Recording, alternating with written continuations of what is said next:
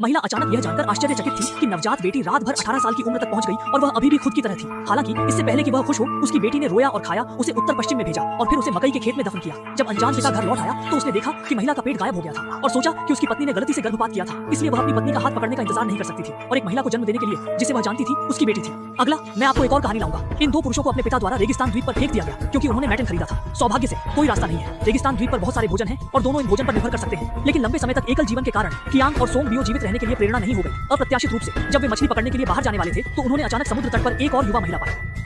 उत्साहित दोनों थोड़े उत्साहित थे ये जानने के बाद कि महिला अभी भी एकल थी। जंग बियो ने अपने अतीत के पतन को बदल दिया और तुरंत मेहनत कर दी। कोई फर्क नहीं पड़ता कि कई लोगों का सामना करना पड़ा, वह इसे जल्द से जल्द हल कर सकता था। जल्द ही उन्होंने शाओमी का दिल जीता, इसलिए दोनों सफलतापूर्वक पति और पत्नी बन गए। हालांकि जैसे ही सोंग बियो को लगा कि जीवन कदम से कदम बेहतर हो रहा था, उसने अचानक खुद को बहुत दुर्भाग्यपूर्ण पाया और वह अपनी उंगलियों में चलने पर भी छेद कर दिया गया। बचपनी भाई कियांग ने जल्दी से चाल की खोज की, इसलिए उसने बेताब रूप से जियाओमी के साथ रहने से रोकने की कोशिश की। अप्रत्याशित रूप से महिला अभी वापस आने की उम्मीद नहीं की। भाई कियांग ने तुरंत ऊपर उठा